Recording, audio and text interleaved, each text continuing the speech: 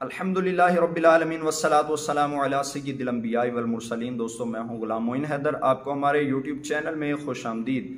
دوستو کیا آپ اپنے بارے میں معلوم کرنا چاہتے ہیں کہ آپ کی شادی جہاں پہ ہو رہی ہے وہ درست ہے یا نہیں؟ کاروبار کرنا چاہتے ہیں تو اس سے پہلے یہ معلوم کرنا چاہتے ہیں کہ یہ کاروبار درست رہے گا یا نہیں؟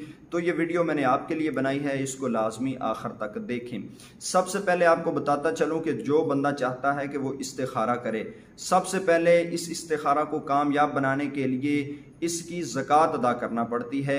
جب تک آپ اس کی زکوٰۃ ادا نہیں کریں گے آپ کو ٹھیک طرح سے جواب بھی نہیں ملے گا، ہو سکتا ہے کہ آپ کو اس کا جواب بالکل ہی نہ ملے، تو اس لیے اس کی زکوٰۃ ادا کر لیں۔ اس کا میں نے بھی طریقہ آپ کو بتاؤں گا، لیکن ویڈیو کو مکمل دیکھنا ہے۔ پہلے زکوٰۃ کا طریقہ سن لیں، بعد میں استخارہ کس طرح کرنا ہے اس کا طریقہ سنیں۔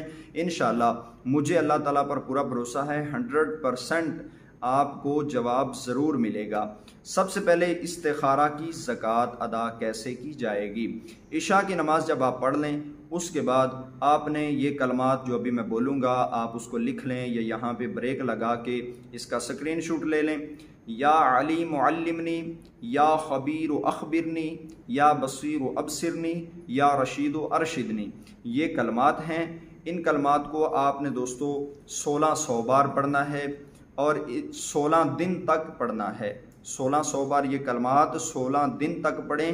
جب 16 دن مکمل ہوں اس دوران آپ نے نہ ہی گالم گلوچ کرنے ہیں، نہ ہی آپ نے کوئی نماز چھوڑنی ہے، اور نہ ہی آپ نے کوئی ایسی برائی اختیار کرنی ہے جو آپ کے عمل کو متاثر کرے، اور نہ ہی مشکوک کھانے ہیں۔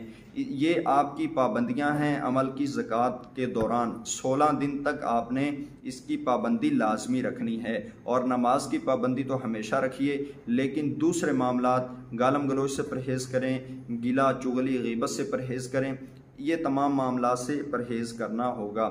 جب 16 دن تک آپ کر لیں گے اس کے بعد آپ نے دوستو اس استخارہ کو کرنا ہے۔ استخارہ کا طریقہ یہ ہے کہ عشاء کی نماز ادا کر کے 2 رکعت آپ استخارہ کی نیت سے نفل پڑھیں۔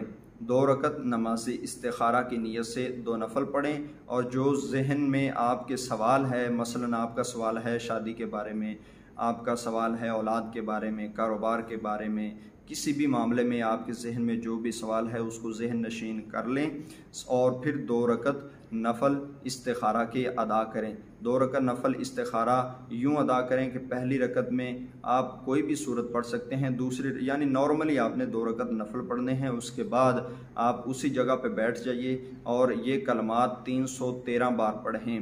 یا علیم علمنی، یا خبیر اخبرنی، یا بصیر ابصرنی، یا رشید ارشدنی، 313 بار ان کلمات کو آپ نے پڑھتے رہنا ہے۔ جب یہ کلمات 313 بار آپ پڑھ لیں اس کے بعد آپ نے اپنے حق میں اللہ تعالیٰ سے دعا کرنی ہے۔ اور دوستو آپ کو دوران عمل یا دوران زکوٰۃ کسی قسم کے خواب آئیں اس کا کسی سے ذکر نہیں کرنا، بلکہ خود ہی اس کا آپ نے ججمنٹ کرنی ہے کہ آپ کو جو جواب ملا ہے وہ آپ کے حق میں کیسا ہے، اس کا آپ نے راز اپنے سینے میں ہی رکھنا ہے۔